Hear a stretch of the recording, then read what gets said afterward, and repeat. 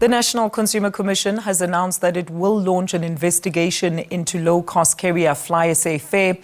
The Commission says this follows media as well as social media reports of the airliner allegedly overbooking their flights. It says it has contacted the airline in order to request information in order to kickstart the investigation. The Consumer Commission says it will assess as well as review the airline's compliance with provisions of the Consumer Protection Act of 2008. And the Commission says it will then prioritize the investigation given the nature of the allegations leveled against the airline. It has also urged affected consumers to come forward with information that can also assist with the investigation. The NCC's head of complaints and investigations, Prudence Moilwa, joins us now to further unpack how this investigation came about and what it will actually focus on. Prudence, compliments you. Thank you so much for joining us and welcome to SA Today. I know you've been talking to SABC News for the better part of the day, but as we start this year on a high, as consumers are seeking some clarity and even answers for the recent confirmation by Flysafair that indeed they do overbook their flights. Talk to us about your investigation and what it will seek to uncover. Thank you, and good evening or good afternoon to your viewers. Yes, the National Consumer Commission has actually already initiated the investigation. We've already sent through the first set of questions and requests for information to Flysafair. The investigation is meant to, as you correctly indicated, the extent of compliance with the Consumer Protection Act, or the extent of non-compliance, as it were. Basically, our concerns around this issue is whether or not, number one, the issues of overbooking and overselling in the industry is taking into account the provisions of the Consumer Protection Act. When you look at Section 47 of the Consumer Protection Act, it seems to suggest that the overbooking actually is supposed to be incidental, wherein the supplier is not able to provide the service incidentally. But it does then look like, from reports from consumers, it is something that is planned by the airline to actually oversubscribe.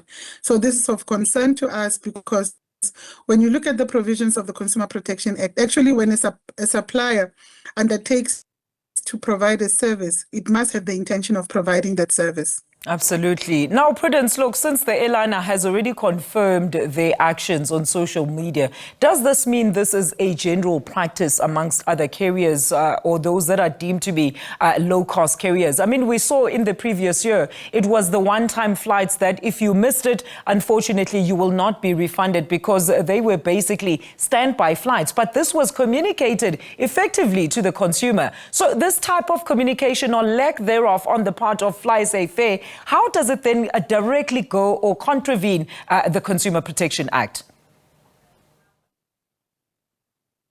Yeah, besides Section 47 of the Consumer Protection Act, there are other provisions in the Act that also require the suppliers of services in general to make sure that if there are terms and conditions that can affect them in a negative way, attention needs to be drawn to each individual consumer to those terms and conditions. So even if there is an explanation that there are guidelines, policies, or even terms and conditions when buying a ticket, there's a particular way that they need to be drawn to that, because consumers need to then be aware that when you buy a ticket, chances are you will not be able to board the flight. In that regard, the Commission then requires to see, and in terms of the questionnaire that we have sent through, how they go about communicating this to consumers, number one, if in terms of the agreement or the ticket that is provided for consumers, if they have been able to actively bring this to the attention of the consumers. And it's very important to also emphasize that, yes, overbooking, even though it's provided for in the Consumer Protection Act, it's supposed to be an exception rather than the rule.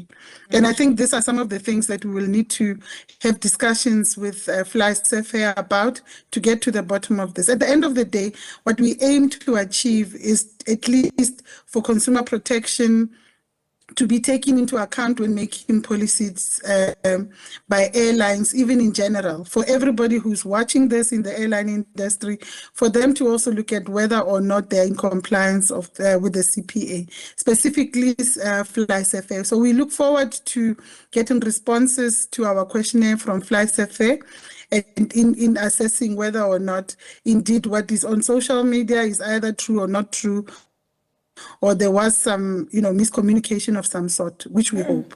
I mean, because I suppose, Prudence, I mean, dealing a lot with the Consumer Protection Act, one could say this falls largely under the false advertising or misleading concept of how they should communicate some of their products. So, I mean, what are the potential ramifications then, should you find, against Flysafair in their conduct? Yeah, actually, we are looking at Section 41 as well. Like you correctly indicate, we want to see the extent to which, even in the advertising or communication with consumers, they then let them know with regard to the availability of flights. And also, just as I've already emphasized, when they do take the consumer's money and the transaction is actually complete, and what is awaited is actually for them to provide the service. What then happens in terms of their decisions to say this consumer can go and this one can stay? And also, we want them to just juxtapose the rights of consumers in terms of the bookings that they've already done as against what is referred to a no-show.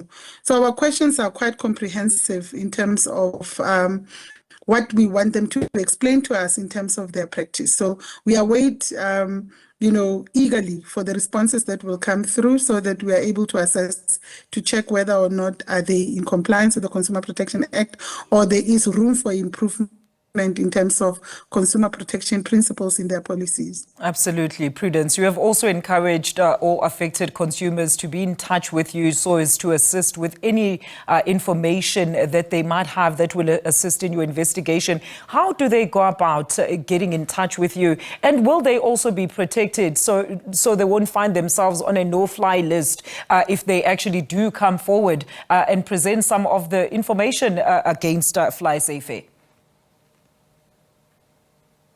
No, they would never be placed on a no-fly list. I'm sure the extent of contravention would not extend to that far, because they would also bring into effect some of the other provisions of the Consumer Protection Act. Look, the National Consumer Commission has a hotline. The number is 012-065-1940, that the consumers can get in touch with us. And if they do want to lodge a complaint, using that number, they will be able to also get guidance on how to lodge the complaint. So we hope for cooperation from Flysafair. So far, we're happy with the fact that they've acknowledged receipt of the questionnaires, and we look forward to them cooperating with us. I don't think it will get to the extent where people are victimized for coming forth. Consumer rights in terms of the Consumer Protection Act are actually underpinned by the rights in the Constitution. So I don't think it would get to that extent. Just checking, Prudence. I mean, some people, when they're put in a tight spot, they might break even the smallest, most obvious of laws. So how long are you accepting all this, of course, submissions, all these submissions from your consumers, affected consumers?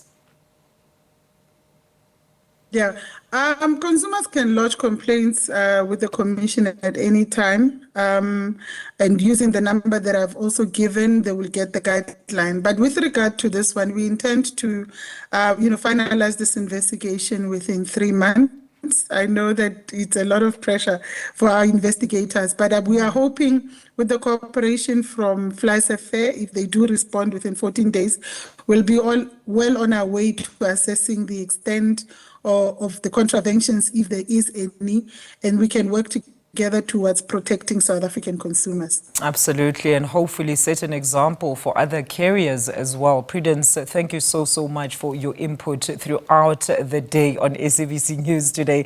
That is Prudence Moilwa there. She's the National Consumer Commission Head of Complaints as well as Investigations on their investigation or about Flysafair actually overbooking some of their flights.